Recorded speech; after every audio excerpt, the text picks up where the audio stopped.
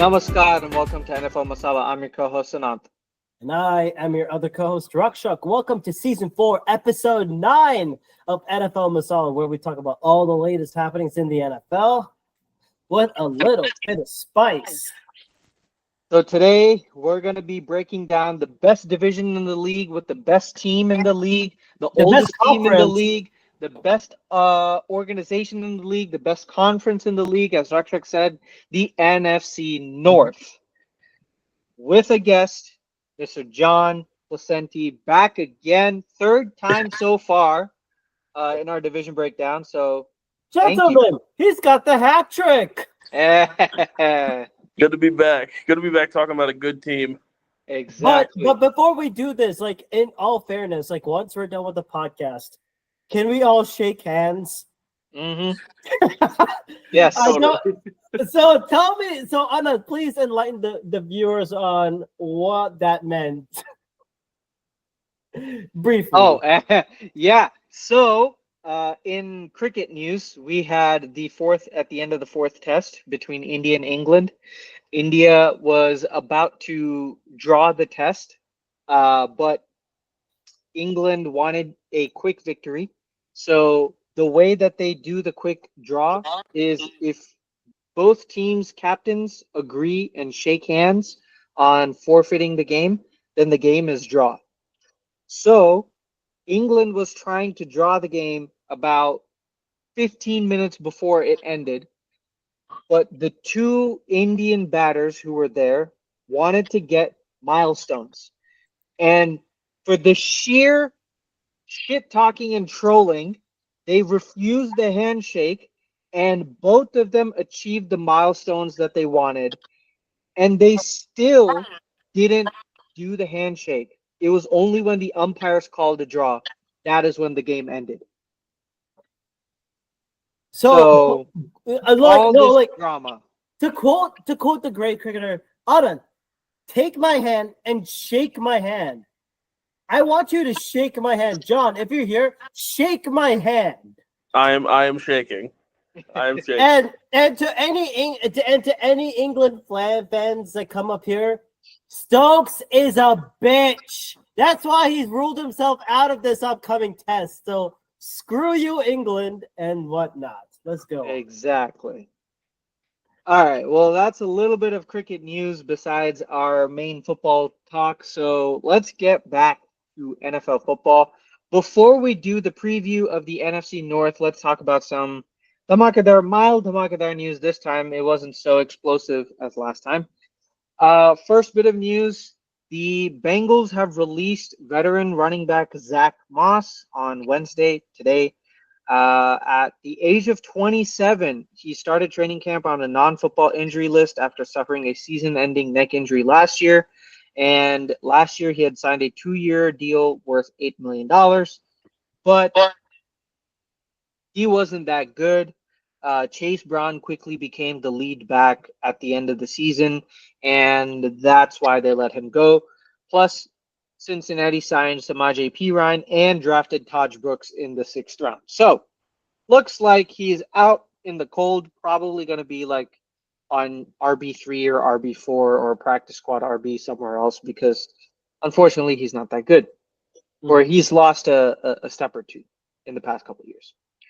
So, that's it. Next up, Rakshak.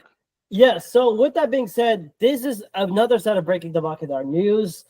According to several NFL sources, you pick one between Schefter, Rappaport, Schultz, or whatnot.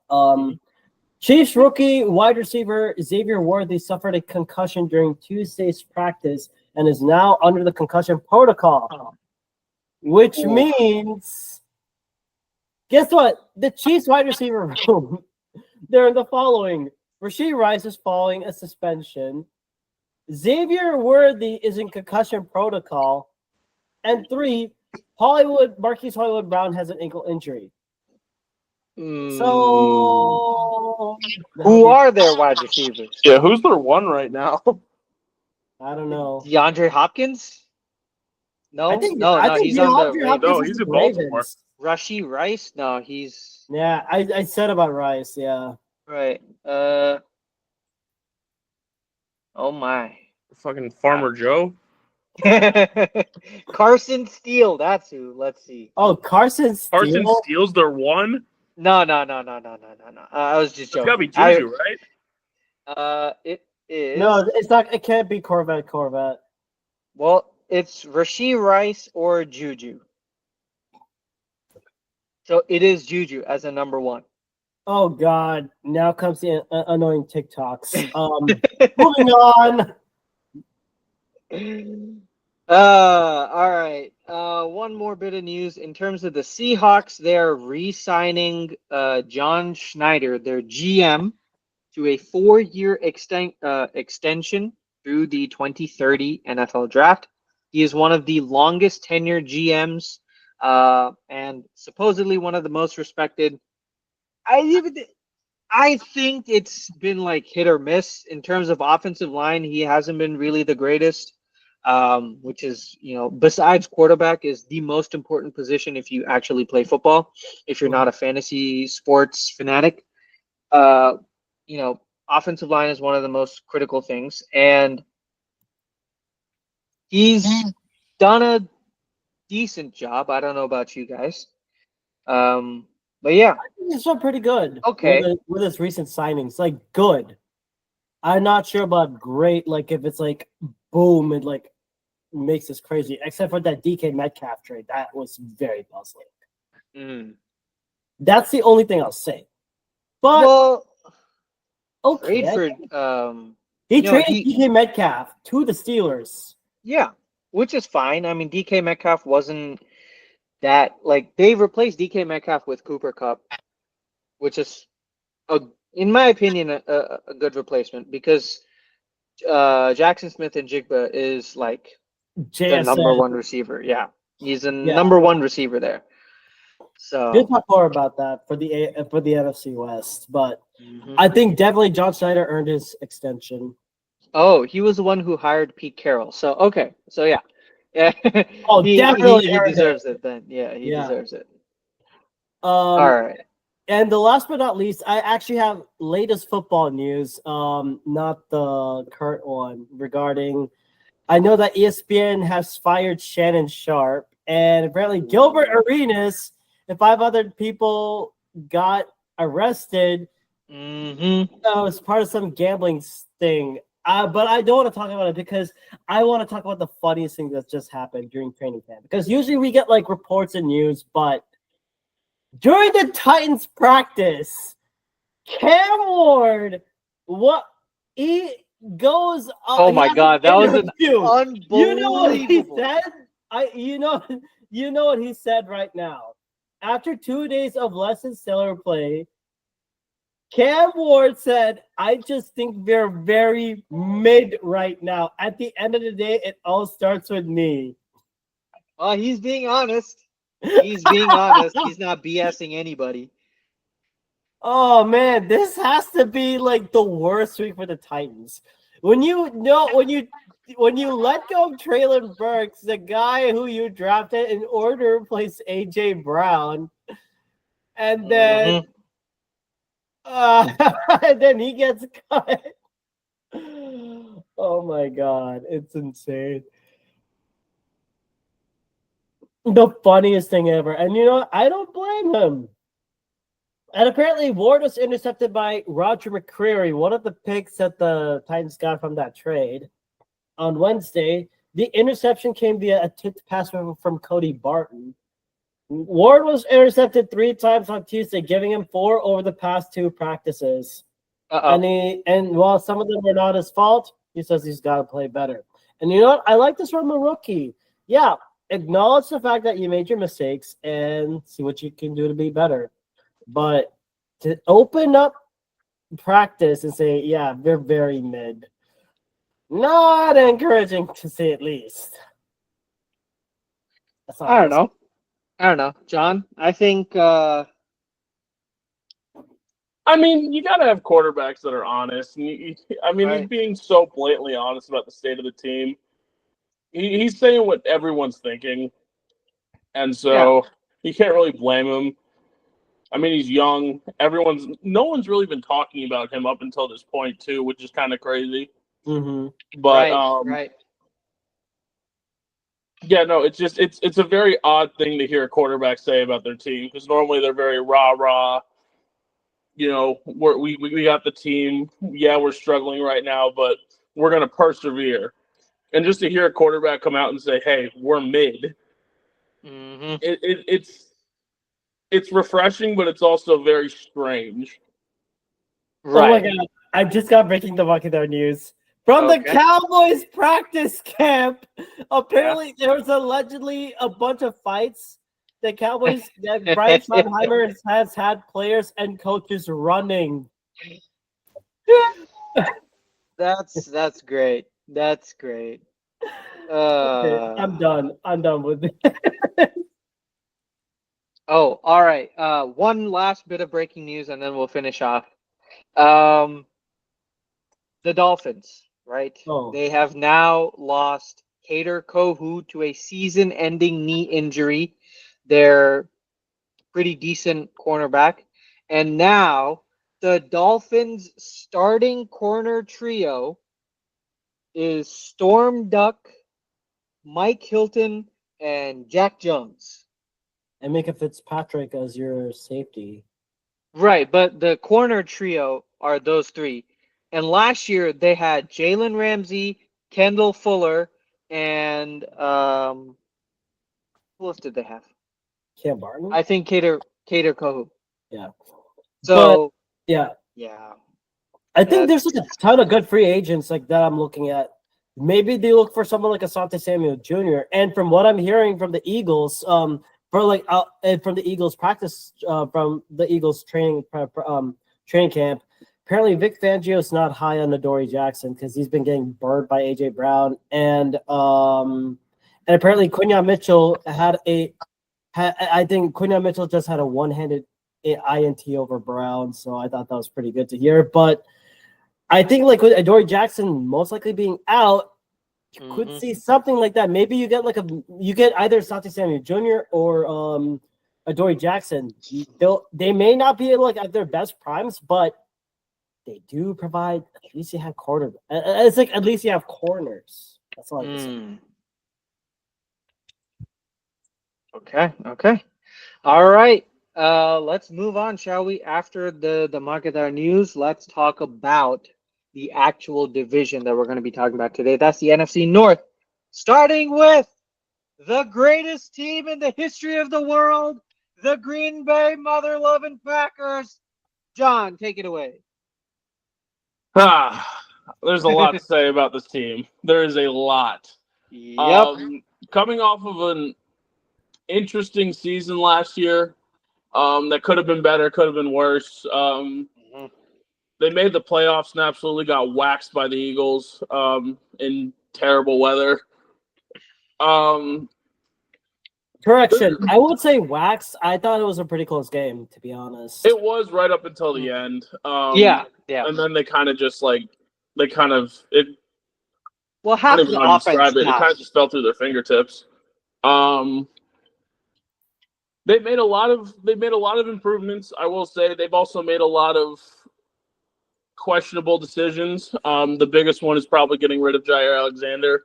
I mean, there's not really a shock there because he hasn't been healthy. He's played, I think, 2 full seasons out of a 7-year career. So the move to get rid of him was smart, but the fact that they didn't even try to trade him really, because you didn't really hear about him or anybody going after him. So the fact that they just straight up cut him, even though he's still an elite corner, it's interesting. So there was some rumblings of a trade between the Bills and the Packers on draft day, but I think the reason why he was not traded is because his cap hit was going to be insane.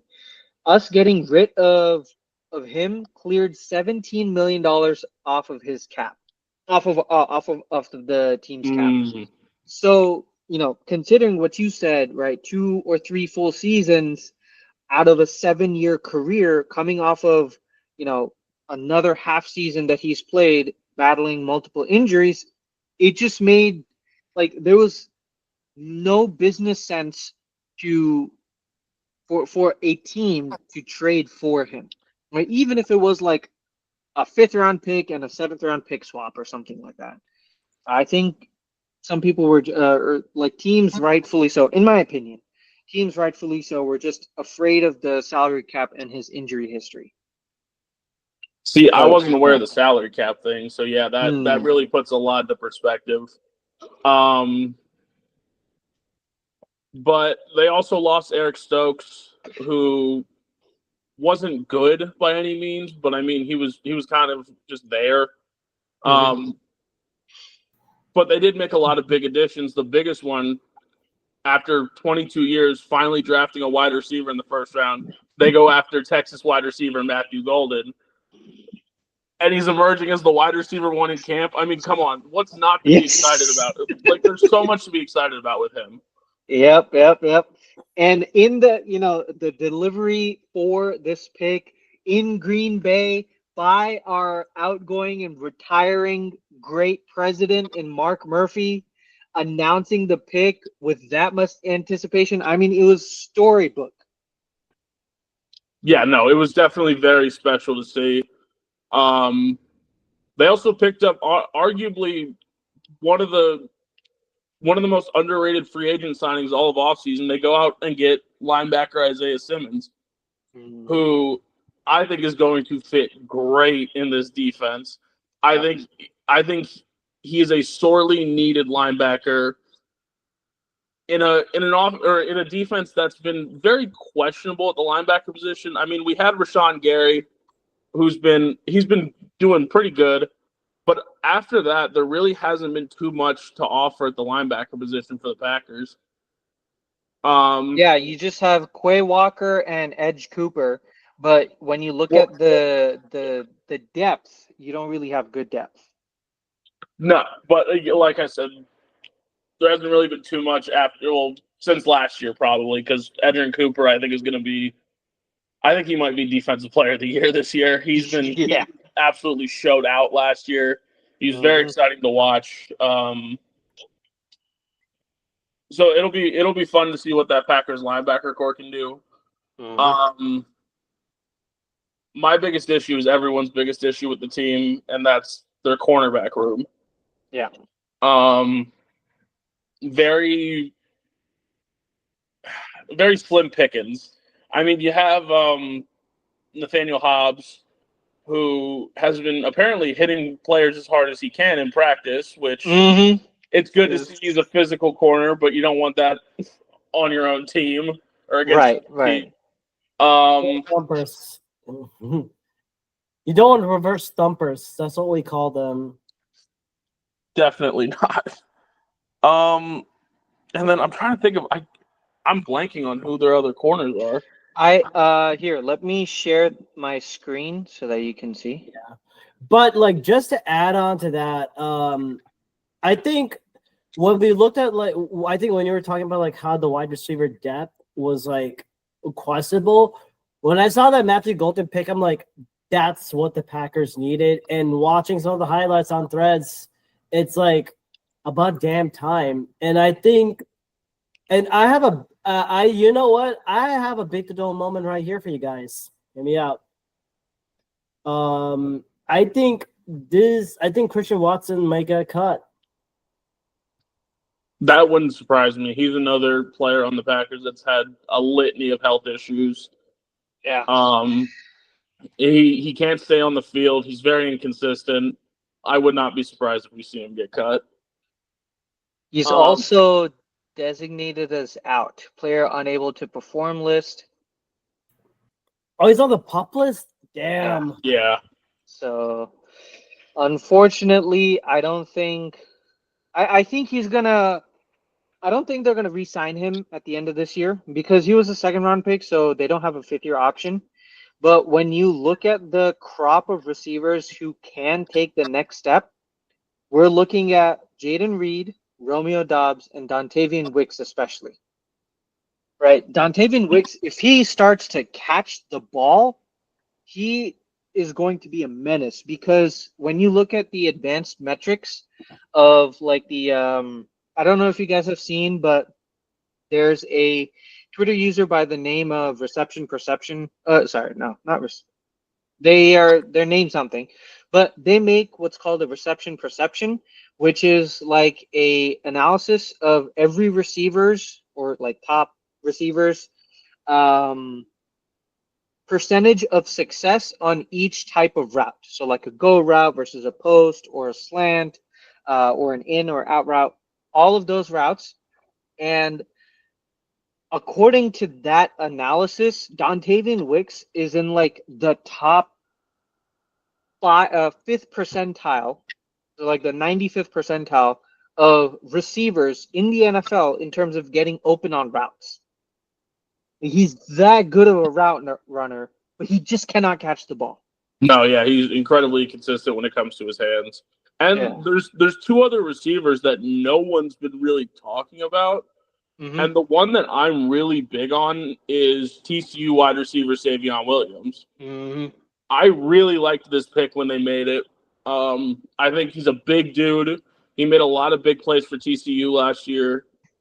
I think we're not going to see a lot of him this year, but if we start to, because there's like 7 or 8 receivers in this core right now. Once we start to weed them out, I think he can be one of those guys.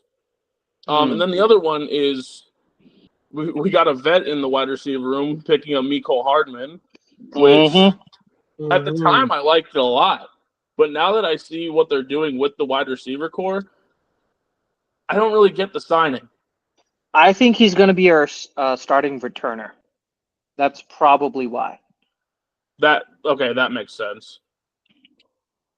But yeah, looking at the rest of this offense, I mean, their offensive line, they just re-signed Zach Tom to a big deal, which I'm very happy about. They moved Elton Jenkins to center, which I'm also very happy about.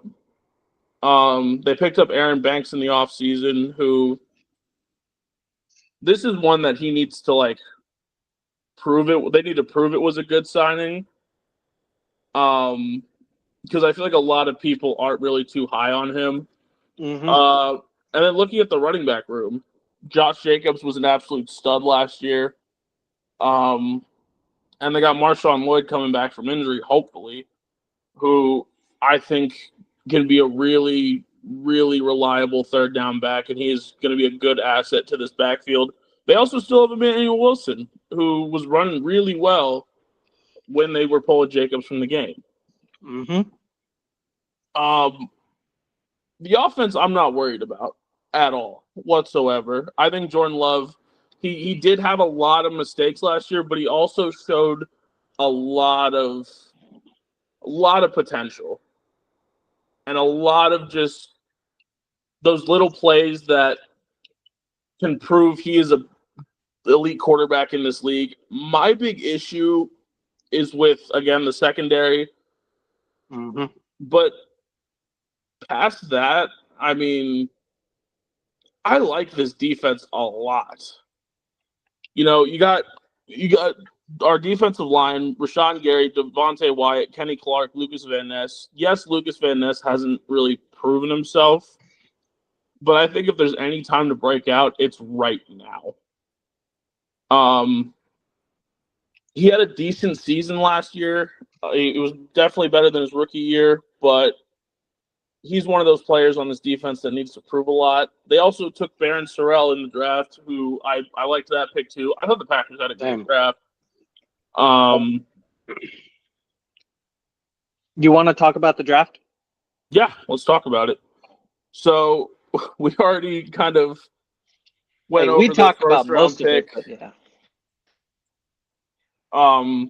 Matthew Golden, I think he's going to be an absolute stud. I think there's no doubt in my mind he's going to be the wide receiver 1 this year. Just the route running, the physicality, the way he can go up and get balls. His hands are incredible. I loved this pick. And this was the first year in God only knows how long as a Packers fan where I wasn't either disappointed or just feeling like meh coming out of the first round. Mm-hmm. And then they go out in the second round and get Anthony Belton, who I liked the pick. I definitely think there were better options available. But this is a decent pick for an offense that likes to stock up on offensive line.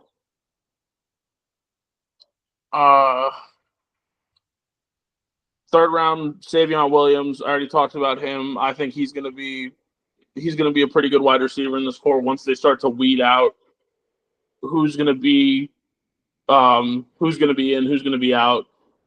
Once they get a solid core, I think this team's gonna be unstoppable because they have the route running, they have the hands. We've seen it before. It's the consistency that's been the big issue. And I think having so many receivers in this wide receiver core will really help show who can make those plays consistently and who can't. Yep. I'm going to hand this one over to you because I don't know too much about him. But what do you think of the fourth round pick, Barron Sorrell? I love that pick, man. What I saw looking at his game is consistency and effort. And yeah, that means he's like a rotational edge rusher, but I really like some of the power that he can deliver in some of the moves. Like when you look at his size, it's not a prototypical edge rusher size. He's only like 6'3", but he is 250 pounds, 255 pounds. So he's got more than enough like muscle to power his way, but I really like his effort that he brings and some of the speed moves that he has. He has really good bend as well around the edges. That's going to make it really fun to watch him, like especially from like a wide 9 stance, which would be, way outside the tackles, forcing the tackles to go off balance on their inside heel and then make a beeline to the quarterback. I think he's going to excel in those type of like third down situations, and I think he's going to be like what Kingsley Enagbare was last year, if you remember that, John. Yeah. Kingsley just showed out on all of the reps that he had. I think he had like one of the highest pass rush to snap ratio in the league or something like that for a couple of weeks of the season. Just goes to show, like, given the limited amount of production that he had, he was still very productive. Limited amount of opportunities that he had high production. So I think Barron Sorrell is going to fit that mold as well. And then when you look at the overall roster, this is very much a pass rush by committee, which I personally don't like. I would hope that Rashawn Gary can improve his pass rushing consistency. So yeah. Okay. Rakshak has some breaking news. Yes. Breaking the market news from our correspondent Abhishek Ramani. The Raiders and left tackle Colton Miller have reached an agreement to a 3-year, $66 million extension per Jeremy Fowler. Okay. It's a good move. I like it. Colton Miller, left tackle, he signs a 3-year, $66 million extension with the Las Vegas Raiders per Jeremy Fowler. Cool. Yeah, I like this extension for them, just retaining their offensive line talent. Colton Miller is a pretty good talent. I think like a top 15 or so, I would say. So protecting the blind side for Geno Smith, it's incredibly important. So yeah, I would say that's a good move. Yeah, no, he's definitely one of the highlights on that offense, even though people don't really talk about him too much. Right.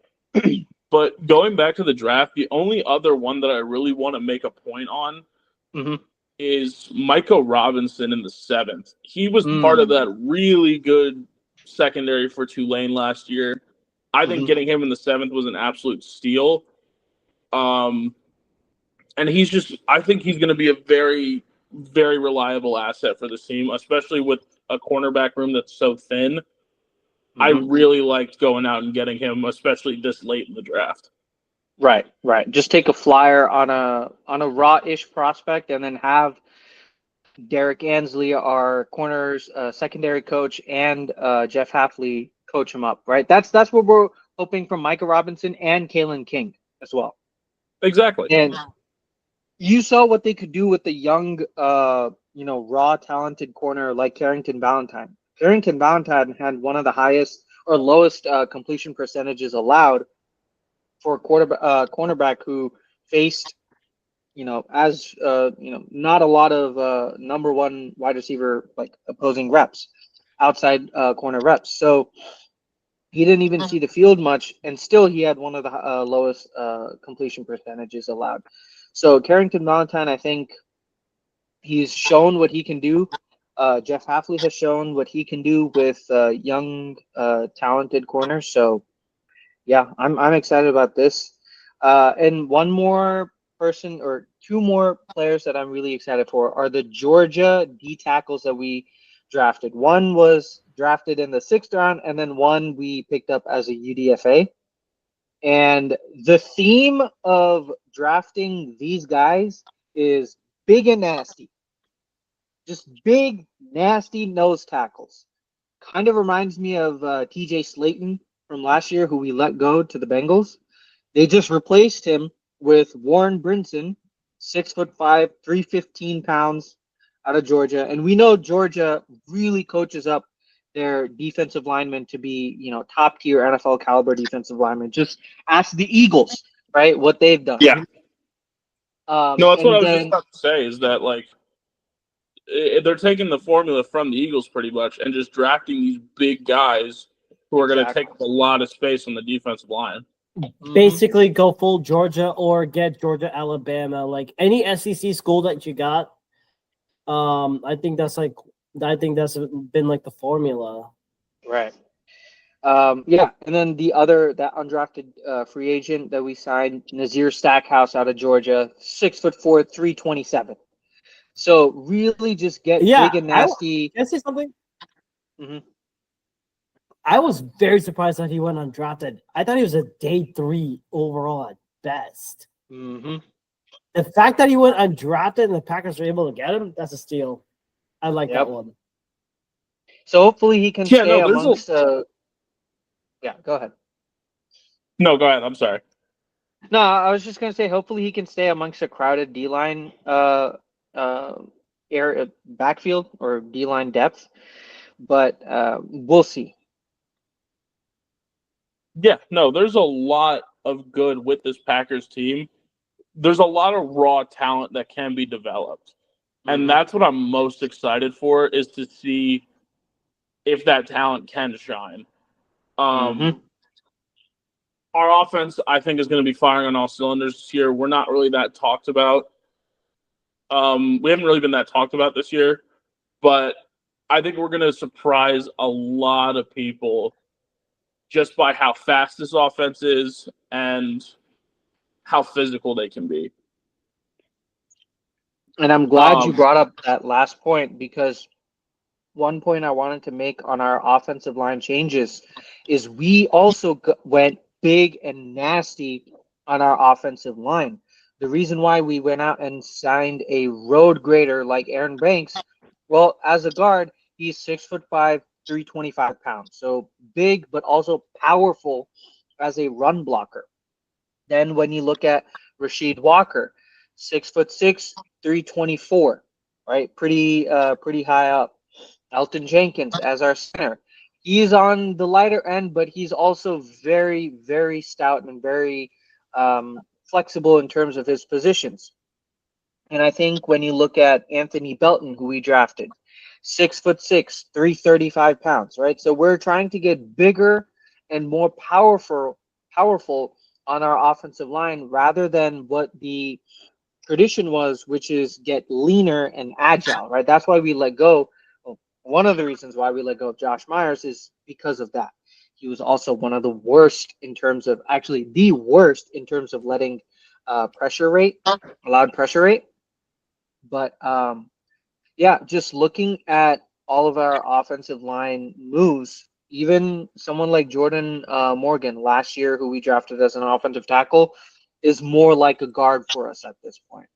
So I like the fact that we brought in bigger offensive linemen, and we are bringing them in for positional flexibility as well.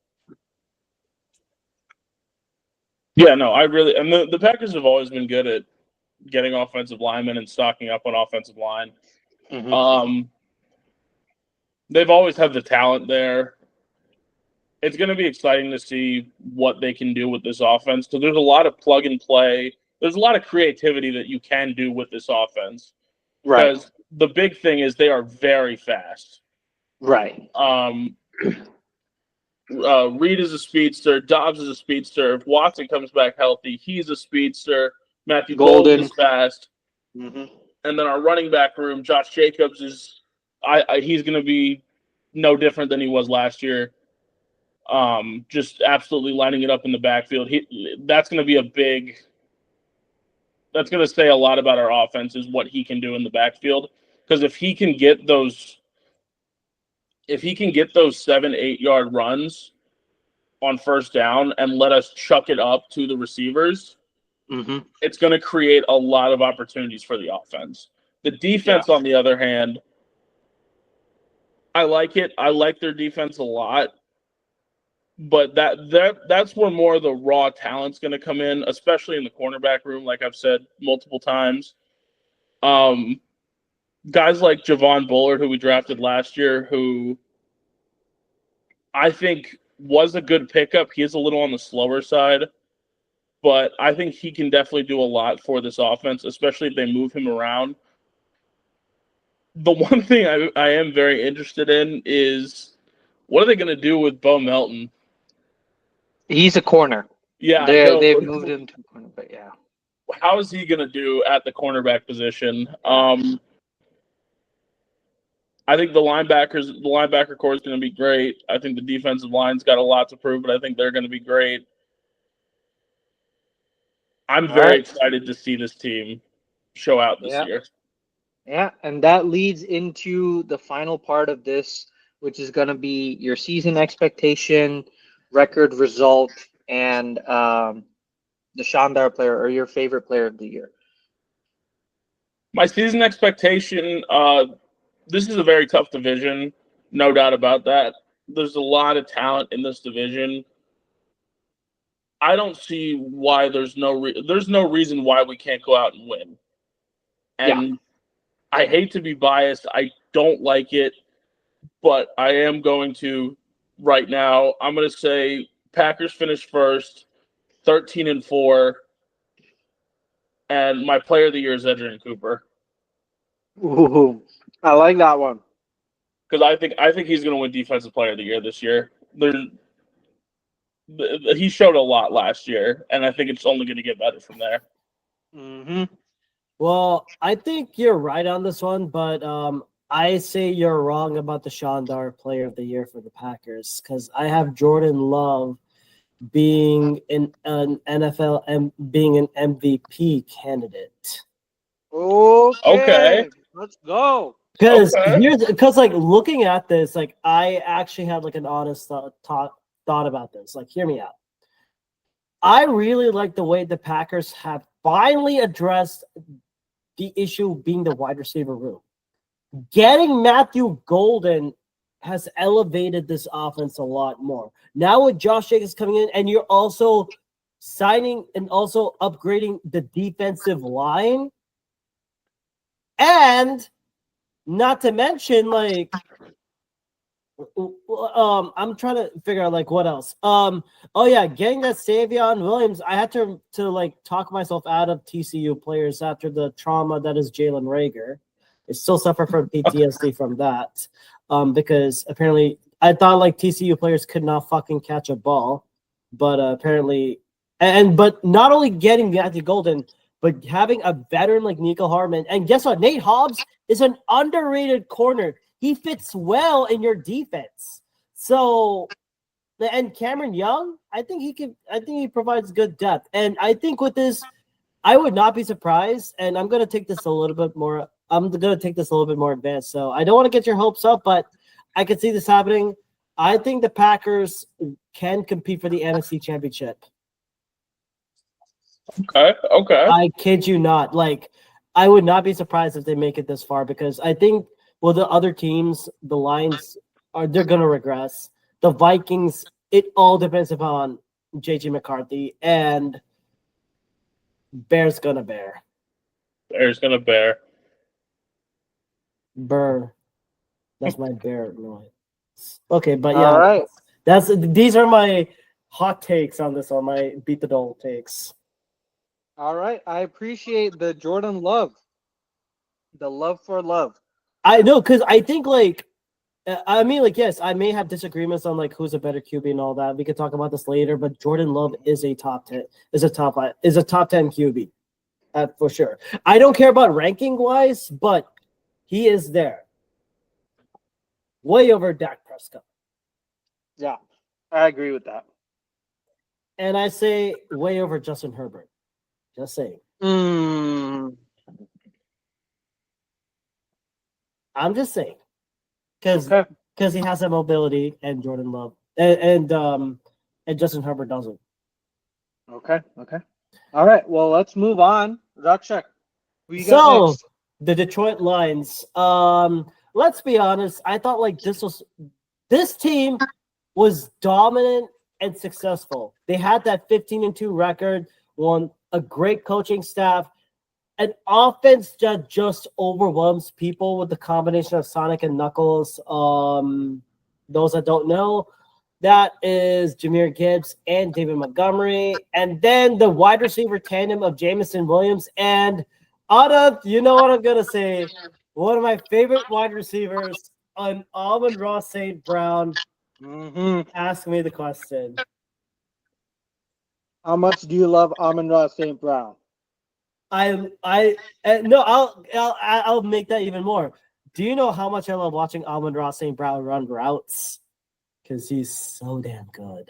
And that defense, that defense was amazing to watch. But the biggest enemy has been the injury bug. It literally took half of the defense and put them on the IR, especially the starters on the defensive line and the linebackers. And also, you have to say, not only injuries, but you also have to take into the fact that Dan Campbell, in his past life before he was a coach, he was a gambler. And the decision making that he has done, it's very questionable. If you want case in point, look at what the hell he did against the Commanders in the NFC division game, in which they got their tires blown out, even though they got the number 1 seed and the first round bye. Injuries and gambling. These are two things that you do not want to have in life, even when playing football or in general. You don't want those two. So, kids, take notes. But, and if I want to break it down to offense, they were third in offensive DVOA, passing, second in rushing. Of course, if you want to talk about rushing, you got to talk about Sonic and Knuckles. They made life hell. Jahmyr Gibbs, 1,412 rushing yards, and he has the big runs. David Montgomery, the bruiser, 775 rushing yards. I'm not getting more details of that, but the passing game, Jared Goff, he was apparently a top 10 QB per QBR, according to ESPN, with 68.4, 4,629 passing yards, 37 touchdowns, 12 interceptions, 72.4 completion percentage, 111.8 passer rating. And the credit has to go to Ben Johnson. He was able to mix up offensive schemes and plays. He kept this offense dynamic. Amon-Ra St. Brown and Jameson Williams both had 1,000 receiving yards. And we have to talk about Sam Laporta. Bro, he's becoming like the one-handed catch monster, honestly. I think that's what we've seen this season. He's become the tight end number 1. And the defense, especially with Aaron Glenn and inflicting pressure, outside by Aiden Hutchinson and Alex Anzalone, including Jack Campbell, Brian Branch, Kirby Joseph, those guys, were the main stars. I mean, you want to talk about Jack Campbell, 125 total tackles. Brian Branch, 79 total tackles, 1 forced fumble. Kirby Joseph led the team with 9 interceptions. Aiden Hutchinson, 7.5 sacks. Their defensive DVOA, 5th overall, 4th against the pass, 10th against the rush. And I think if you look at the rushing defense, I think this is how the Commanders were able to exploit them. And I think with that, this is where we have to say, like, I think, like, if I had to summarize the Lions season, correct me if I'm wrong, guys. The phrase I would say: shoulda, coulda, woulda. They coulda, Definitely. yeah. I mean, like, the injuries and the gambling. I don't know if they'll make it to the next season. If they can go next season. Yes, they had 6 All Pros. They had 8 Pro Bowlers, but yeah, I mean, I don't know. It was just the injuries. It just killed them. Anything else you want to add before I talk about the free agency? No, I think you hit the nail on the head. It was really their injuries, having an entire defense on IR, but still having the 5th overall DVOA. It was really good in the regular season, but in the postseason, you could clearly see the negative effects of having so many players on IR, especially on defense. Yeah. When you can't stop the opposing offense from scoring, it becomes really hard even for Ben Johnson offense to, respond. Mm-hmm. And if I want to talk about, like, those that were on IR, like, I'll give you a quick list. Are you ready? Yeah. The IR consists of, like, a Marcus Davenport, Carlton Davis, Khalil Dorsey, Connor Galvin, Aiden Hutchinson, Antoine Green, Alan McNeil, Emmanuel Mosley, Ennis Rakestraw, Malcolm Rodriguez, Mekhi Wingo. I mean, good God. I don't know what to say. I honestly don't know what to say. You couldn't do that much. You could do a lot with it. But now let's talk about the free agency, because they made some moves. And I will say a lot of them are, I don't know if I could say this right, but it was a lot of, like, 1 year, 2-year deals. Mm-hmm. Only biggest ones. I'm not gonna go through all of them because it's a long ass list, and shit, ain't nobody got time for that. I think the biggest one I saw was DJ Reed, a 3-year, $48 million contract corner. I think that was such a good selection. That was signing. I really wanted him from the Packers over Nate Hobbs. Yeah, I remember when every single thing I was reading was DJ Reed to the Packers, DJ Reed to the Packers, and then getting absolutely blindsided and with him going to the Lions, it was heartbreaking. And I think, like, this came at the point when, like, especially with, like, Carlton Davis going to the Patriots. I think that's why they said, like, okay, we gotta get DJ Reader in, or was it later? Yeah. And then I think, like, another good signing I saw, I think Tim Patrick signing an extension, I believe, for, like, just for 1 more year. And Rock Ya-Sin, Khalil Dorsey, those were 2 other good corners. I think after having that, I think they were very concerned with, like, the injury depth. So with the injuries in the corner position, and you can't expect Brian Branch to do every single thing. So I think that was one of the reasons why they had to go with this route. And it makes sense. So, I mean, I'm not going to – some of them include Avonte Maddox, Super Bowl champ. Zach Cunningham, the ghost of Zach Cunningham is still alive. So you're adding more to the linebacker depth. Another good one I thought was they did re-sign Shane Zylstra, Kyle Allen as backup QB. That was interesting. Craig Reynolds and Grant Stewart. Dan Skipper and Roy Lopez. So that's some of them. But I'll talk about the biggest signings. The extensions. Kirby Joseph, 4-year, $86 million deal for the safety. Marcus Davenport, 1 year, $2.5 million extension. Ezekiel Turner, outside linebacker, one year, $1.255 million. Anthony Pittman, another 1 year deal. Derek Barnes, 3-year, $24 million deal, outside linebacker. And Nathan Muti, 1 year as guard. And some of the guys that they released, Carlton Davis, he goes to the Patriots for 3 years, $54 million. Kevin Zeitler, 1 year to the Titans. Ifeatu Melinfamu to the Dolphins. I'm not gonna say anything about the Dolphins because if I say something, they'll get cursed. Kendall Vildor, corner, goes to the Bucks. Jonah Williams, defensive end, goes to the Saints. This is off. I'm going off script on this one, but apparently someone outside my apartment is shooting fireworks. So I have no idea what the hell is going on. I have no idea. But I noticed there are a bunch of free agents from that list: Zadarius Smith, John Kaminsky, Emmanuel Mosley, Allen Robinson, Teddy Bridgewater, who's retired. I think Ben Neiman, Connor Galvin, Quan Alexander, Jake Fromm. And from the retired list, John Kaminsky and Frank Ragnow. Those are the two big ones. Frank Ragnow is going to be the biggest hit for them. That's sure. Especially the center line, because I think the lines are really good, have one of the top offensive lines. Mm-hmm. But now, let's see what they did on the draft. Round 1, pick number 28. They go Tyleik Williams, defensive tackle from Ohio State.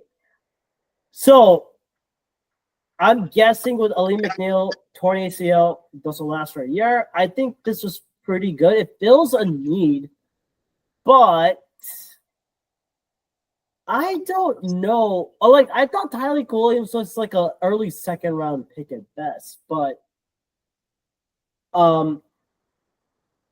apparently his depth in Ohio State helps him out. I think, like you said, it was because of need-based pick, so maybe they reached a little bit. I thought this draft they had a couple of reaches, I think, but let's quickly go through them, and I would like to get y'all's opinions which ones were the reaches. So round 2, number 57, they went Tate Ratledge, that big voice from Georgia. I think he had Georgia's average yards per play jumped from 6.3 to 7.1 when he was on the field. 6.3 was when he was off. As a starter, he only allowed pressure on 1% of his pass blocks, which is 13th best among SEC guards for ESPN research. It'll be difficult to fill the hole of Zeitler, but I think they've addressed this position. And then they go then round 3, number 70 from Jacksonville, they take wide receiver Isaac Tesla from Arkansas. Apparently 6'3", 214. You're looking at a sleeper pick with speed and explosion. I mean, it's going to be tough with that crowded room of Amon-Ra St. Brown, Jameson Williams, J-Mo Williams, Khalif Raymond, and Tim Patrick. So I'm guessing special teams at best. Then round 5, you go Miles Frazier, guard from LSU. I thought this was good because they wanted to add more youth into their offensive line. He's only allowed 3 pressures in nearly 1,000 pass blocking plays, second lowest pressure rate allowed guard in the FBS. Then I thought this is interesting. Round 6, they go defensive end Ahmed Hassanin. Your thoughts on this? I think it's good depth, especially knowing the amount of injuries that they've gotten on their defensive line. Already having so many injuries now, they literally lost. They still have lost Ali McNeil. He's still out. Josh Pascal is still out. Mekhi Wingo is still out. Malcolm Rodriguez is still out. So they need as much depth as possible. Right. I couldn't have said it better. And I think with that Hassanin, if y'all didn't know, he had 33 from 2000 from 2023 to 2024.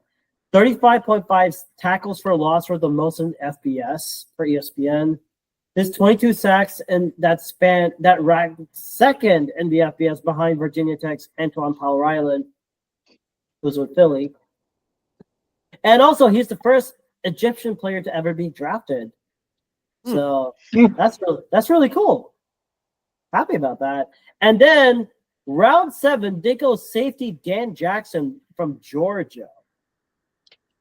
I thought they didn't need any more safeties, but then again, who doesn't? I mean, with the amount of injuries they've had, depth is always good. Depth is definitely good. And then round 7, pick number 244, they go Dominic Levitt, wide receiver from Georgia. So I'm guessing he's going to be special teams, but I didn't get that pick. I thought they could have gotten someone who could play center. But yeah, I think in this case, but we also have to talk about the offensive the coaching changes. So I wanted to get your takes on this one, John. So offensive coordinator Ben Johnson goes, and they replace with John Morton, who previously served as the senior offensive assistant in 2023 and spent the last 2 seasons as the Broncos passing game coordinator. Interesting. I mean, I don't hate it. They're definitely going to be hurting losing Ben Johnson because he definitely is one of the best offensive coordinators, if not the best in the league. I think he's going to do pretty well with Chicago, which you guys will talk about later. But yeah, I think it won't hurt them too much. Well, I mean, it will hurt them, but it won't hurt them so much to where they're going to completely crumble. Right. And then on the defensive coordinator, I know it was Aaron Glenn who left to become the Jets head coach, and the one who replaces him is the Lions' former linebacker coach Kelvin Shepard. So I think you're building in that in-house ability. So I think that was okay. They also had a couple of changes in basically every coordinating position-based coaches, which I will not go through because it's just too much. But a couple of names I recognize: running backs coach Tashard Choice, former running back coach from UT Austin, goes to is the Lions' new head coach. The only time I heard of him was like when he was like a backup as the Cowboys running back. I feel this how old I am. Well, I remember names of Tashard freaking Choice. And another good one I thought was the run game coordinator, defensive line coach, Casey Rogers. He spent the last 6 seasons with the Bucs as the defensive line coach and run game coordinator. So basically, knowing how this type of offense and defense goes, that's going to help a lot. And then I also saw another one I liked. I think, oh my God.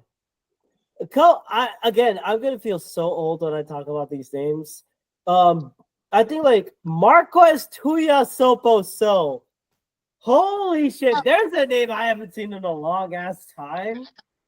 No idea who he is. Marquez Never heard of him.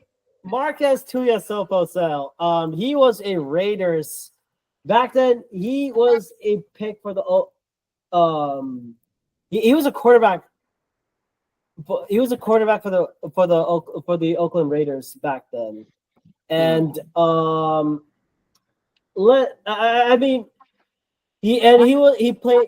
in UW NFL draft 2nd round pick. 8th in the Heisman Trophy in this NFL, 2 touchdowns, 7 interceptions. He was not good. And another good one, I think like that was it. But with this being said, season expectations, I'm just gonna keep it plain simple. Y'all can add on to it, or you could say let it be. It's gonna be with that amount of turnover, especially in the coaching staff and the injuries. I think 12-5 for the Lions is the best, is the ceiling they can go up to. That's a ceiling. Considering the fact that they still have a talented roster, Yeah. I agree. And I would say this: if I had a breakout player or a Shandar player, man, I don't know who else I could find. Maybe I could talk about. You know what? I'll go on a limb and talk. I'll go on that thing and talk about my guy, Terry and Arnold. I think Terry and Arnold has a good sophomore year. He'll be a lot more acquainted with the defensive world now, and he'll start catching more interceptions and forcing incompletions. That's for sure. And he's still and knock on wood, everyone is injury proof. They can make a good playoff run, but I don't know if they go that far into saying, "Oh, let's go to the Super Bowl." Probably not. It's gonna take a while. It is going to take a while, and you also have to question the health. With those coming back from ACLs, rehab is hard. You're not the same player when you come back from an injury. You are not the same player unless you have God-given powers. That is all. They go 12-5. My Shandar player, I'm going Terry Arnold. I think he can lead. I think he can potentially lead the league in interceptions.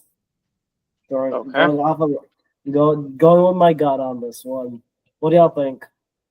I agree with everything you said, except for I think my player of the year is personally Jahmyr Gibbs. I think he's touted to be one of the best, if not the best, running backs in the league.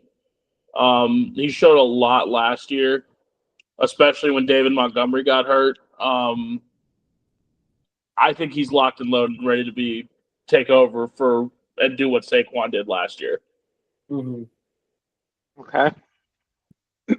Yeah, I got a different Chandler Player of the Year. I think Brian Branch is going to lead them in interceptions and be in the running as a dark horse Defensive Player of the Year award candidate. Which one, Destination? Brian Branch. Oh, okay. Yeah. The one that the Packers couldn't get in the draft. Damn.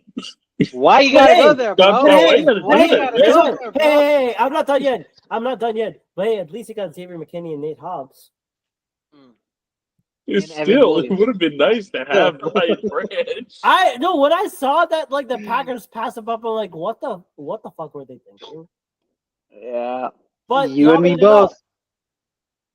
Y'all made it up. That's all I will say. And I think all I can say to the Lions is, good luck. You're gonna need it. That's the thing. They're going to.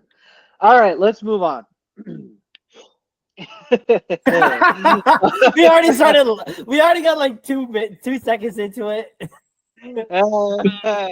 You know why? Because we're gonna be talking about the Bears. The Bears. I mean, I think this can be 5 seconds long. Great on paper, shitty execution. There you go. Wait. We're done. Ladies and gentlemen, welcome to the roast. To your NFL Masala roast session of the Chicago Bears. Alongside with me is my co-MC, Mr. Anand. Please take it away. I mean, what else do you expect from the Bears other than being the Bears? They are the definition of a comical series of errors performed by incompetent idiots running the entire team. When you look at everybody from front office, ownership, all the way down to coaching staff to players, you just need one example, which is the Hail Mary versus the Commanders. If you guys can just go back to that play. You have Tyreek Stevenson being an absolute dumbass, right? Jackass. Right, but like he's more spaced out than anything.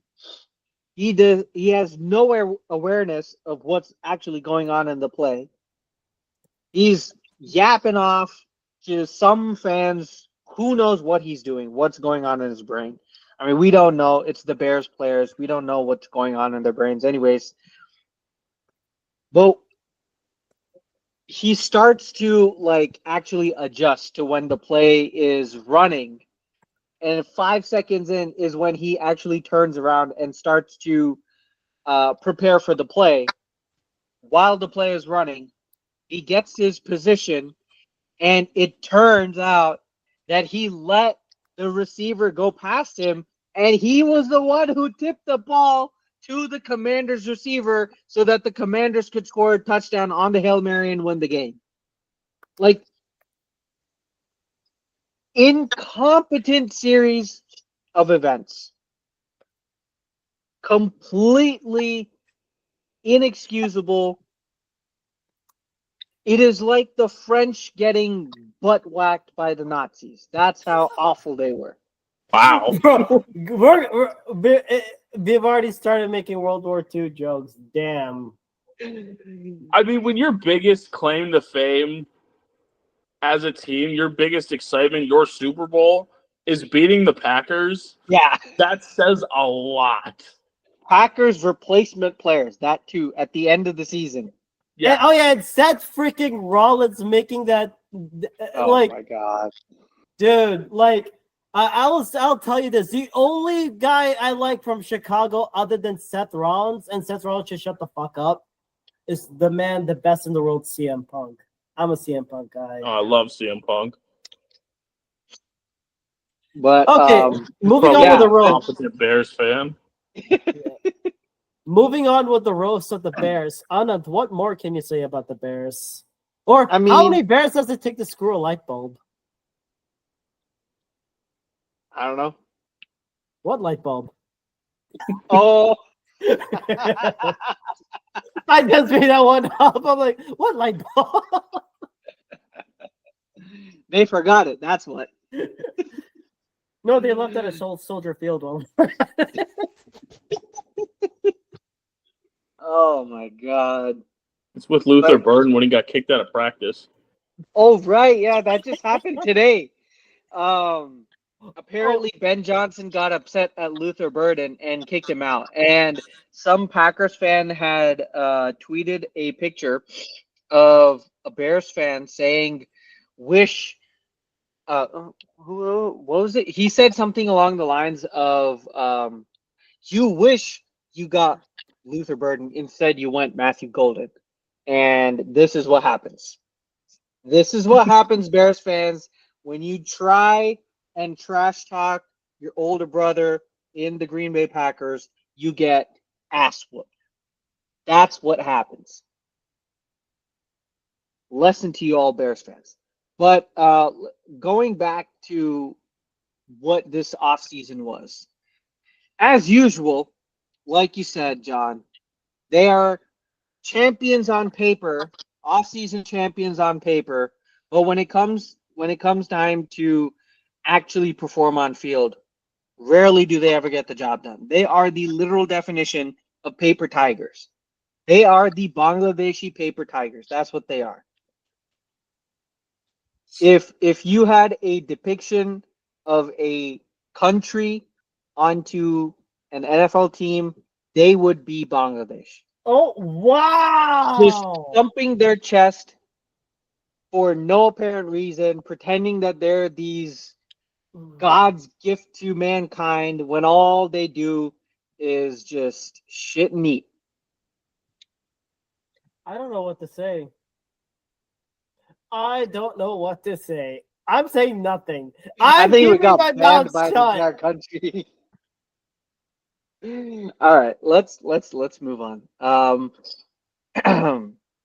So for the third time in 5 years, the Bears are doing whatever they've done before, which is refresh their entire coaching unit with a second-year QB. Just look at the first history. You've replaced John Fox with Matt Nagy after that Super Bowl win in 2019 with the second year Trubisky, or sorry, 2018 with the second year Trubisky. Then 3 years later, you replace Matt Nagy with Eberflus with the second year Justin Fields. Then you replace Eberflus with Ben Johnson with the second year Caleb Williams. So you look at the past 10 years of their history, 15 years of their history. It has been getting, dismantled and owned by the Green Bay Packers, Aaron Rodgers. Having that ownership be passed to Jordan Love, getting whooped by the Detroit Lions, seeing a Detroit Lions dynasty form when they've tried to do it 3 or 4 times, and then see Minnesota Vikings trying to do the same as well with a good head coach.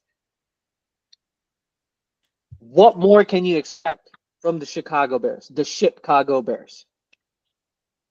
I think I'm going to get murdered when I go to Chicago today or sometime this year, but we'll see. Before we move on to the new regime, I just want to talk a brief bit about some statistics. Overall, their offense was pathetic as usual. 27th overall, 26th in passing, 25th rushing offense. Caleb Williams was mediocre at best. They proclaimed him to be the next greatest generational QB, but couldn't even pass 4,000 passing yards. They have not had a 4,000 passing yard quarterback in the past, 20 years? Or ever? Yeah. What is No, the I don't think record? they've ever had a 4,000-yard passer. They've been in the league. What? Since Dante Culpepper or what? Literally. They've been in the league as long as the Green Bay Packers for almost 120 years. They have never, ever had a 4,000-yard passing quarterback. And apparently Caleb's struggling hard in camp right now. Yeah. He is really struggling in camp. He's getting roasted by Ben Johnson. Oh, my Lord. It's going to be Hey, fun. Caleb, you wanted a real coach? Welcome to the leagues, big boy. No one ain't going to babysit your ass. Exactly. And all the analysts, including some of us who proclaimed him to be like the next Patrick Mahomes. Did I even say that shit? Some people were saying, I was saying a little bit of that as well. I got caught up in the hype. I have to own up to what I did. I do. Unlike Bears fans, I actually own up to my mistakes. So yeah, we'll see. You've seen the light. You've seen the light that the Bears will Exactly. always be mid. Exactly. Then you look at their defense. They had a really good pass defense, 13th overall in terms of DVOA. But when you look at their rushing defense, it was 31st in the league, the second worst rushing defense in the entire league. Well, why is that? Their D-line was not the best. Right? When you look at who they have, they had to bring in Grady Jarrett because they really didn't have a good pass rushing defensive tackle nor a run stopping defensive tackle. They also have Jervon Dexter, whoever that guy is. Is he a young player? I've never heard of him. Yeah. Oh, he was a second round pick last year from Chicago. So, yeah, there you go. Besides Grady Jarrett, they have Andrew Billings, good run stopper sometimes. Shamar Turner, decent run stopper. Chris Williams, Zach Pickens, Tanoh Passanon. Yeah, he got he left, or he was released by the Chiefs. And if the Chiefs don't need you on defensive line, you're probably not that good anyways. And Jonathan Ford, ex-Packer. So, yeah, I still don't see a lot of improvement in this defensive line. When you look at their linebacking core, it's pretty solid. They're a combination of Tremaine Edmonds and TJ Edwards. Really solid. Top 10 linebacking core in the league. When you look at their secondary, also really good. Tyreek Stevenson, yes, he had those like two asinine, dumbass plays, but besides that, he was actually a pretty good corner. Kyler Gordon in the nickel, really good. Jaquan Brisker, a very good young safety. I love Jalen Johnson as a shutdown corner in the league, but he is apparently on the non-football injury list, and he's expected to. He has an injury apparently. The designation doesn't make it seem that way, but he does have an injury. He's going to miss a few weeks with a leg injury. So there you go. He's out. Besides that, they don't really have good depth. And I think that is when you look at this entire team, that is their major problem. They don't really have good depth. Besides what they've done in the free agency to try and beef up that depth, there's like a couple of players that I recognize. I mean, Olamide Zaccheaus, Devin Duvernay makes a comeback here, but he's again a depth. Miles Boykin somehow is still there. Tarvarius Moore from Tarvarius Moore from who? 49ers. There we go. 49ers. Then you have Dayo Odeingbo. I think that was actually a pretty good signing. 3-year, $48 million contract. Edge rusher from the Colts. So they're beefing up that pass rush even more. And one of the most underrated signings that they made, Drew Dahlman, the best free agent center on the market, young guy from the Falcons on a 3-year, $42 million contract. And another thing that they did in terms of beefing up the offensive line, they traded for Joe Thuney, signed him to an extension for a 2-year, $35 million contract. They traded for Jonah Jackson, signed him to a 3-year, $52.5 million contract. So, yes, they are the Bears. But I think this offseason, this is where I have to give some dues.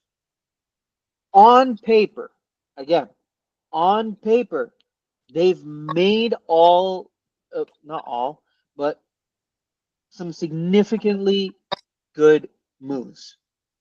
You look at trading for Jonah Jackson, trading for Joe Thuney, building up that offensive line, retaining or signing Drew Dahlman. So you completely changed the interior of the offensive line, which was critical considering that Caleb Williams was sacked like 68 times last year or something.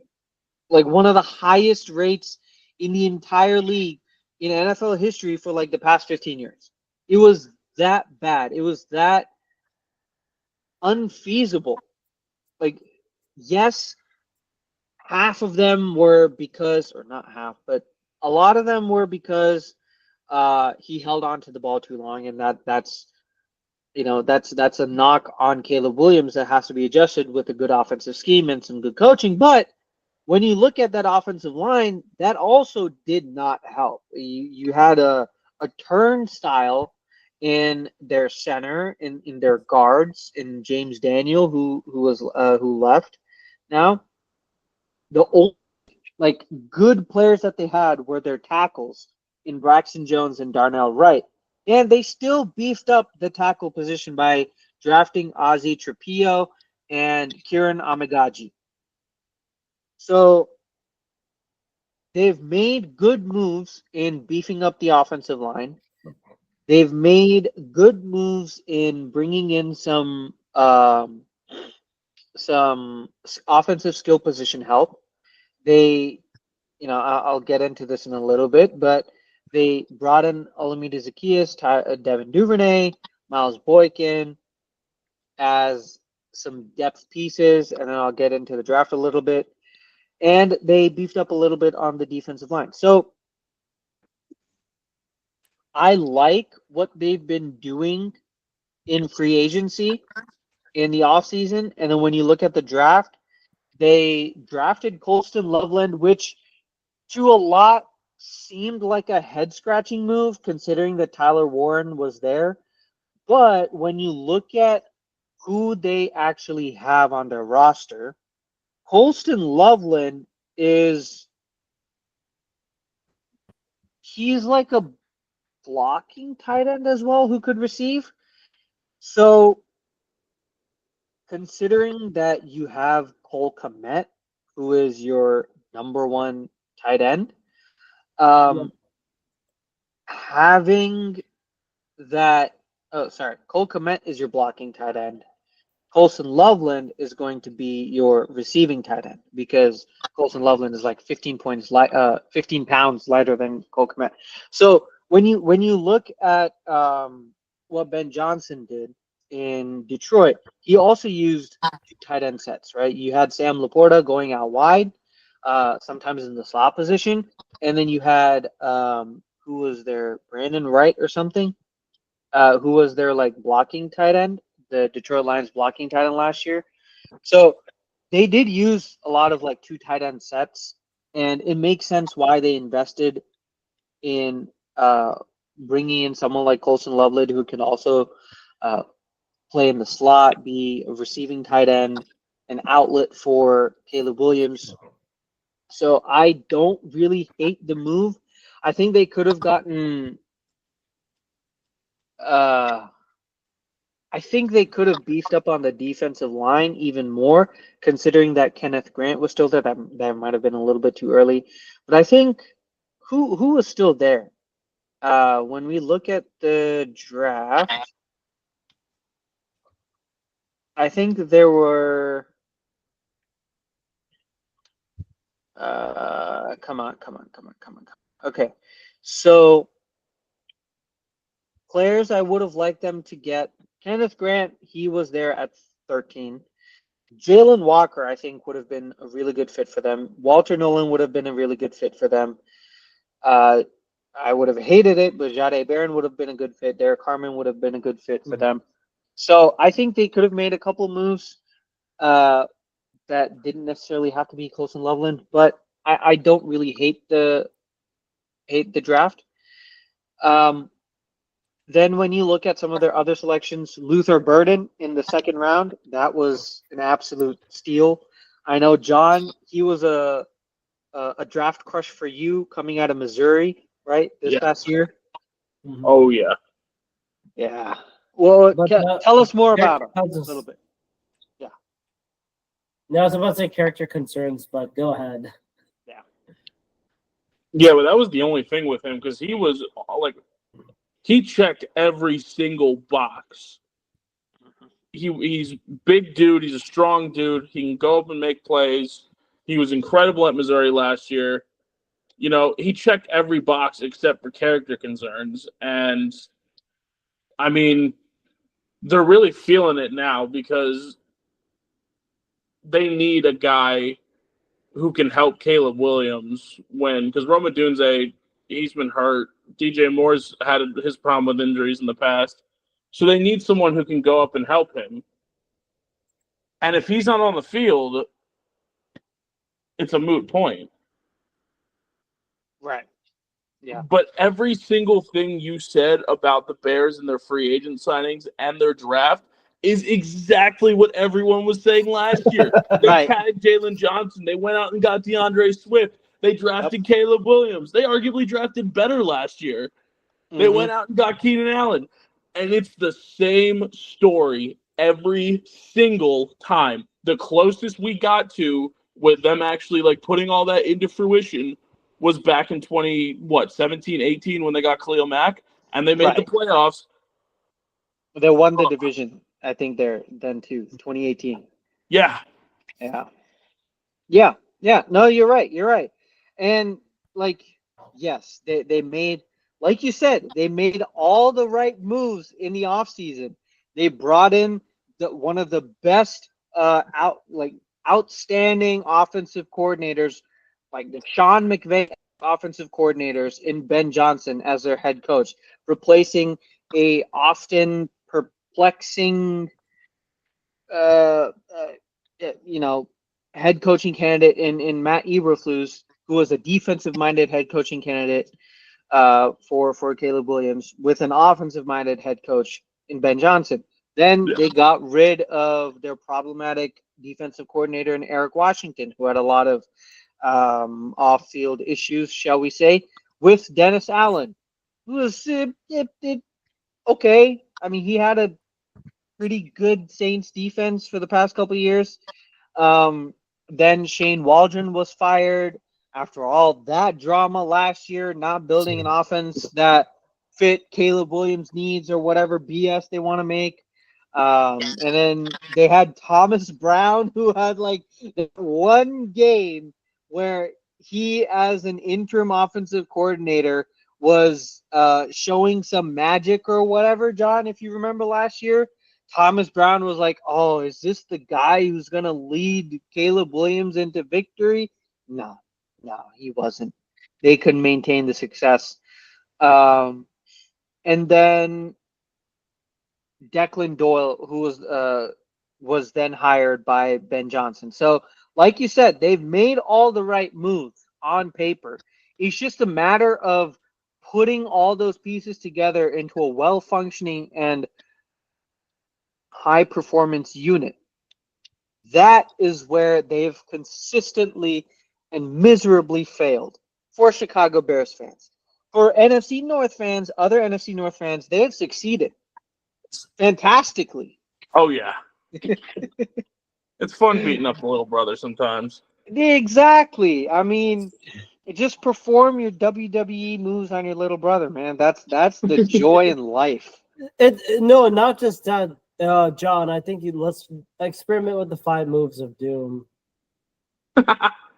Shoulder tackle, hip toss, bi-knuckle shuffle, DFU or the attitude adjustment. Did I get that right? Yeah. Okay, good. But yeah, and when you look at what the season expectation is and the record and result and all that fun stuff, you really don't know until you see them in action. Like, they technically can be playoff team. They can be a playoff team. They could even win the division because it's technically that good on paper. God. Technically, on paper, they're that good. But in reality, I don't think they're going to do that. I don't think they're going to win even 8 games. I don't think they're going to be a winning team because I cannot trust the Bears. If I'm a Bears fan, I have to be in a frame of mind where I, from the outset, am cynical towards everything regarding the Bears and only enjoy whatever success you'll get in hindsight. That is the reality for Bears fans since 2006, since they made that last Super Bowl with oh my God, who's the linebacker? Khalil Mack. No, 2006. Brian Urlacher. Urlacher. Brian Urlacher. There we go. Brian Urlacher. Again, making me feel, oh, what the hell? This is a setup. You asshole. You. but that's the thing, right? Like, since 2006, they have not been a successful franchise. Yeah, and you know what's even more crazy about that 2006-2007 Bears run to the Super Bowl? They have freaking Rex Grossman as their quarterback. That dude could not throw to save his own life. Literally carried by that Chicago defense and Devin Hester. All right. Not much for me. Just honestly, like, sub 8 wins. Sub 8 wins. Yeah, like 5-12, 6-11, maybe 8 wins. if they get lucky and everything hits well late into the season, but considering all the reports that we're hearing from camp, seeing how problematic their players were, or the amount of problems that they've been causing, seeing the controversy of Caleb Williams last year with all the look, I don't care who you are as a person, you can like whatever you like. I'm very libertarian in that. But it was distracting to say the least. Right? Yeah. Right. With like the whole nail polish and all that. I don't really care. Personally, I don't really care what you do. But it was distracting to say the least. So yeah. All right. Now finally the Minnesota Vikings. Chuck. So, for those that have Oh, stayed sorry. I forgot. Bears, Shandar Player of the Year. Colson Loveland, I guess. I'm just picking a name out of the hat. You have no idea. You have no idea. All right, go ahead. All right. I don't know how I can follow up with this one, but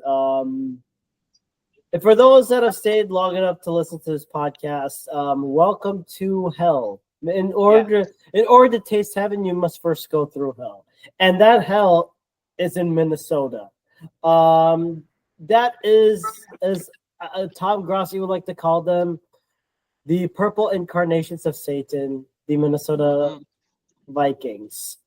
I honestly thought they would fall off the rails without J.J. McCarthy, their chosen savior, but apparently Sam Darnold did not see ghosts, and this Vikings team was a surprise. 14-3 under Kevin O'Connell. Finished second in the NFC North, 9th game, and they had a 9-game winning streak. Offense 15th overall, 12 pass, 20th rushing. But I would say, like, in terms of DVOA, it was more like a significant shift towards a more balanced success, more emphasis on the run game, especially with the likes of Aaron Jones, Cam Akers, and apparently Sam Darnold running the ball. Did you know that Sam Darnold can run with the football? Mm-hmm. It's a scientific fact. I never knew that. And Sam Darnold, 4,319 yards. I think that has to be a career high at best with all the shit show he's gone through in Carolina and the Jets. He threw 4,319 yards, 35 touchdowns. Aaron Jones, 1,138 rushing yards and 5 rushing touchdowns. And of course, their wide receiver tandem of Jay Jetta, Justin Jefferson, and Jordan Addison. Those were good. They were amazing, along with TJ Hawkinson. I think those were like the 3 main offensive targets that you could think of. And Justin Jefferson, 1,533 receiving yards. Ridiculous. That dude's ridiculous. And Jordan Addison, 875 receiving yards too. But the biggest weakness that we all saw when it came to the playoffs against the Rams was that interior O-line. They were destroyed. It was so bad. I honestly thought I was watching some explicit content when watching that game, and for a lot of people, it was very satisfying. But for regular football viewers, it was like, what is that? Defense overall, apparently they were under Brian Flores. This team was very good. I was shocked. I am shocked about this. I think like they were second in the league in DVOA. Huge improvement. It has to be with Brian Flores saying, F it, we're going to bring in a lot more pressure. Maybe not just 4-man front. We'll bring in linebackers, probably bring in like a linebacker blitz, a corner blitz. They brought pressure. Defensive passing, number one in DVOA. 28th most passing yards per game, but ranked first with 24 interceptions. Defensive rushing, they've only allowed fifth. They were fifth. They only allowed the second fewest rushing yards per game. If I wanted to talk about points allowed per game, 19, like less than 20, 19.5. 335 total yards allowed, 224 passing yards allowed, less than 100 rushing yards allowed, 49 sacks, 24 interceptions, 33 forced turnovers. And now, if we want to talk about breakout stars, that was from that linebacking core, along with Jonathan Greenland, led the team with 12 sacks. Andrew Van Ginkel, 11.5 sacks. Blake Cashman, 111 tackles. Cornerback Byron Murphy Jr. with 6 interceptions. This was one of those, what the hell, where the hell did they come from? But they were brought back to reality. So, what did they do in the offseason? I would say a ton, like a lot of, I'm going to say that, I'm going to summarize this in a limb. It was a ton of one-year deals that I saw, but here are some of the highlights I'm going to talk about. Rondale Moore, they needed depth in the wide receiver room because I don't know what the hell is going with Jordan Addison. Apparently, offset, not a good look for him. So Rondale Moore, he can give you some depth, some playing time. Tim Jones, it makes a wide receiver. Don't know much about him. Giovanni Ricci, they got a fullback. Interesting choice. But I think a lot of it had to go on the defensive side. Byron Murphy, big extension, 3-year, $54 million. Isaiah Rodgers from the Eagles, whom they took, 2-year, $11.1 million. I was upset at how he did not sign him. And then I thought like I saw then we saw I'm trying to pull it. Oh yeah, we saw Jeff Okuda 1 year, 2.3. I think that's an underrated. And then Javon Hargrave going. That was a good one. Going from the Niners to the Vikings. Yeah, that was a good move. Definitely needed it. 2-year, $30 million deal. Not bad. Will Fries, 5-year, 87.2. Gotta protect the trenches. That's what they did. Jonathan Allen, 3-year, $51 million, extension, $1 million contract. Other than the Byron Murphy, 3-year, $54 million. Bubba Bolden. I thought I saw someone about like this Mathless guy from the Vikings who had like the safety who had like an extension. I don't know who it was, but I thought like saw it from like an Adam Schefter report. Oh, Joshua Methulis, 3-year contract extension. I have no idea who that person is, but I think he's their safety. Starting safety. Ellis? Yeah. Josh Methulis, yeah. And then these were some of them. And Will Fries, I'm talking about Will Fries, Jonathan Allen, Javon Hargrave, Byron Murphy, Bubba Bolden, Ryan Kelly, 2-year, $18 million deal. That was good. Justin Skule, 1 year, $2 million. Eric Wilson, linebacker, 1 year, 2.6. But some of their, I think like the John Methulis, Josh Oliver, Andrew Van Ginkel, 1 year, $23 million. That's like a hefty 1-year deal. Like, yeah, but he deserves it considering that he was one of their primary pass he's rushers. A great player, but I thought it'd be like a multi-year instead of like 1 year. I'm like, what the hell are they doing with that? He's on the older side, right? He's like 32 or 33. Oh, damn. Okay. Mm-hmm. Aaron Jones, 2-year, $20 million. Theo Jackson, 3-year, $9.3 million. Kevin O'Connell got a contract extension, well deserved. Mm-hmm. And that's all I'm going to talk about. But who did they leave behind?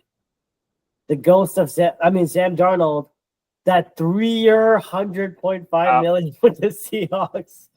Cameron Bynum, I think that was a big loss. They're one of their top safeties, and the guy who does their celebrations, he goes to the Colts. And the legend Daniel Jones goes along with him too.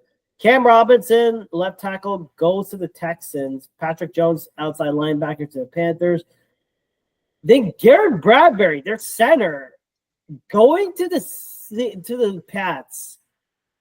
I did not know about this. Trent Sherfield, Broncos, Shaq Griffin, cornering to Seahawks.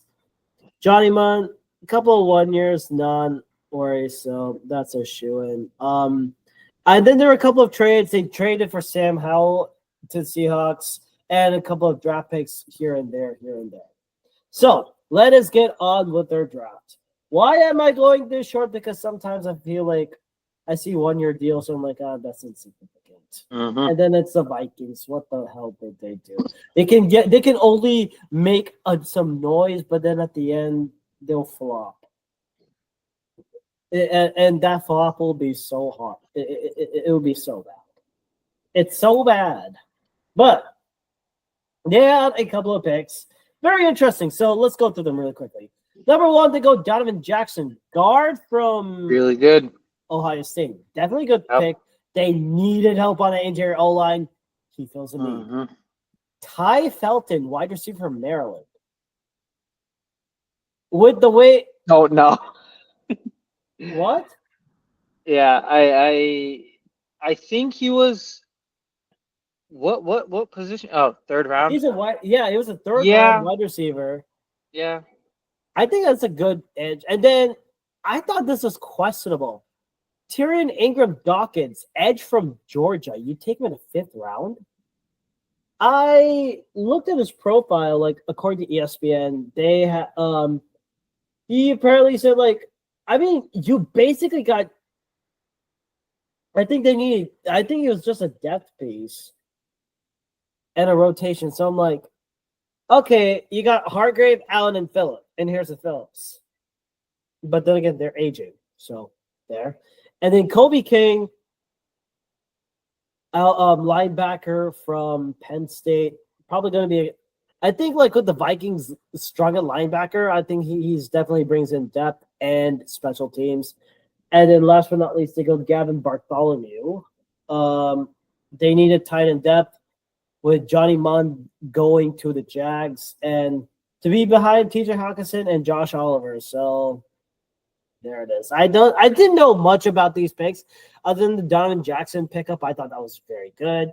Kevin O'Connell definitely earned his contract extension. Wes Phillips signed a contract extension, choosing to remain in Minnesota despite interest from other teams. He'll continue to work with J.J. McCarthy. Brian Flores' contract expires after the 2025 season, so that's going to be an eye to look out for. Do they keep up with him or not? The only notable departure was Grant Udinsky, former assistant according to QB coach. He will go to the Jags. On that, it's like been a lot of continuity, and I think the reason why a lot of them are staying behind is because of J.J. McCarthy, their chosen savior. But then again, you can only go far with a rookie QB coming back from injury. Honestly, Shandar player has to be J.J. McCarthy. Where can you go with it? And honestly, it's gonna be a lot of regression because, like, even if you have that nine game winning streak, I thought like some of them were like 1-score games at best, and those can be decided literally like a snap finger or flip coin at best. Defenses are going to easily figure out this Vikings offense, no matter how many yards Justin Jefferson will get. It's gonna be tough. I have the Bike Queens going 5-12. I think they compete for Tank Bowl. It's okay. Yeah, no, I don't really see any difference. I think their defense got better. Oh, their defense has got a lot better for sure. So but the Cameron Bynum leaving, yeah, that's gonna be. So their defensive line got extremely stout with Jonathan Allen and bringing in Harrison Phillips, and Javon Hargrave, Jonathan Bernard. Blake Cashman, or yeah, he's a inside linebacker, but Andrew Van Ginkel, Dallas Turner. It's got some really good players. So I don't want to face that D line, but that secondary is fine. I think besides Harrison Smith and Byron Murphy Jr., I don't really see that many competitive players. Yeah. So I think throwing against them, if you have someone like Matt LaFleur, who can take advantage of like two tight end sets and seven men offensive lines, that's going to be a fun time. But yeah, John, your thoughts on the Vikings? I think, like you guys said, their defensive line definitely got better. And defense does win championships, so I think it definitely helps them. But their big thing is JJ McCarthy. Can he show out? Can he be who they think who they think he is? If he can make big plays at big times, I could see this team being over 500, but I don't think they're going to get much better than that. Maybe a 9-8 at the very best. I have them probably going 7-10, 6-11. Because the schedule's not that hard for them. So I think there are a lot of winnable games for them where it'll be like decided by a possession or like something stupid will happen and they'll end up winning.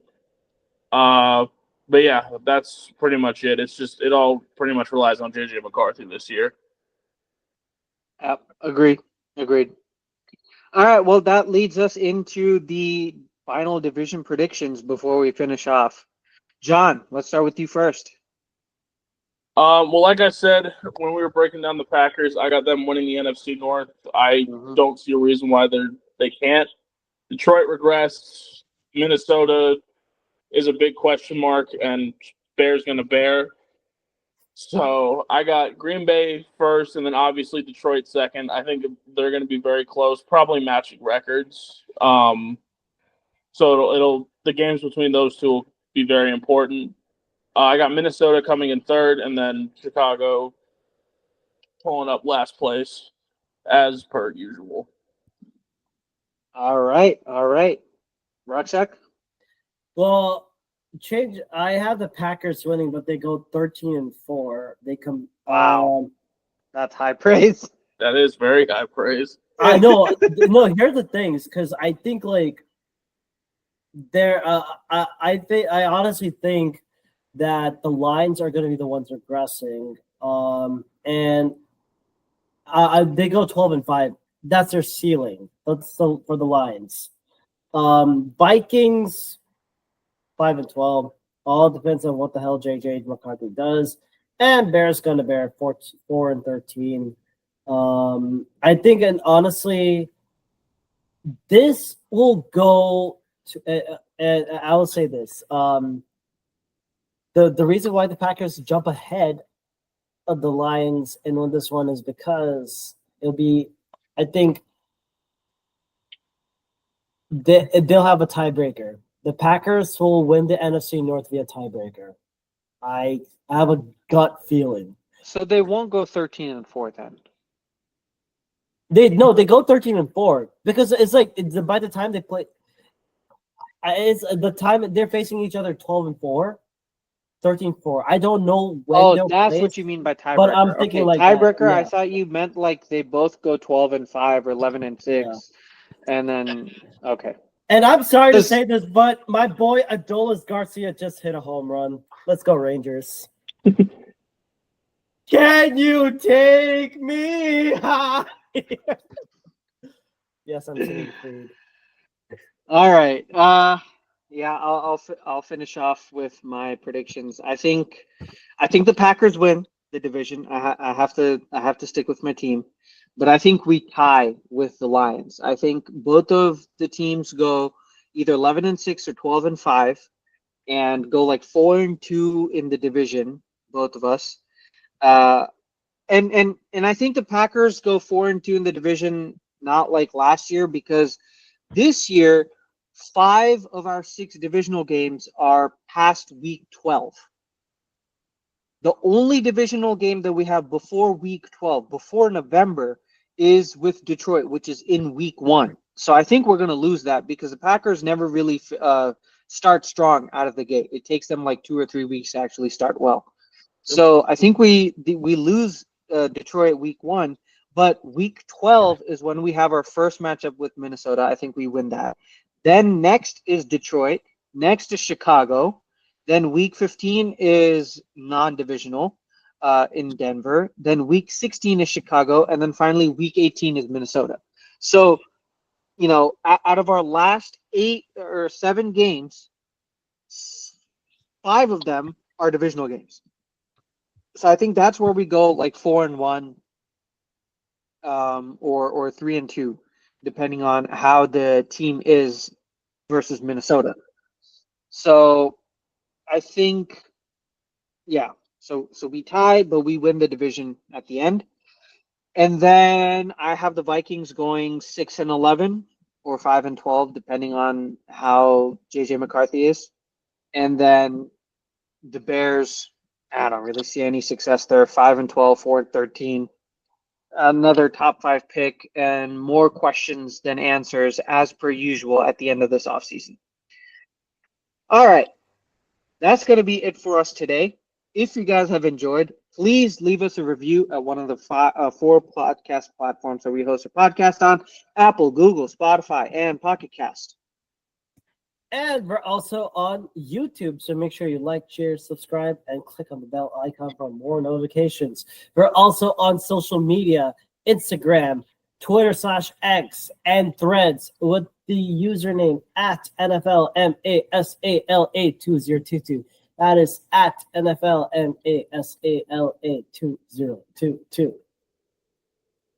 And before we sign off with our signature outro, thank you, John, for coming on to the podcast again and talking about the Packers. Thank you for having final me. words. All righty. Yeah, no. Just one more thing about the Packers. Those first 2 games are going to be very telling of this team. It's 2 tough games. First, Detroit and Washington. Luckily, they're both at home, but we'll see. I'm excited. Thank you guys again for having me.